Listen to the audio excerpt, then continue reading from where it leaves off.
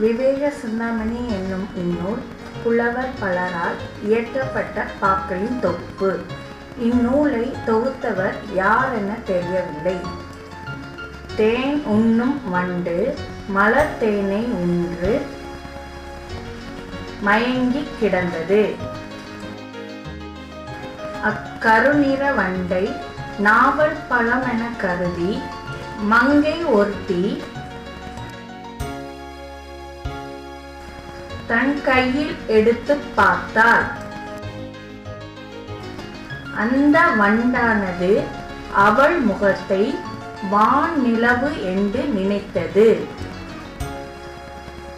அவள் கையை தாமரை என கருதி நிலவு வந்துவிட்டதால் மலர் குவிந்து தன்னை மூடிவிடும் என்று அஞ்சியது.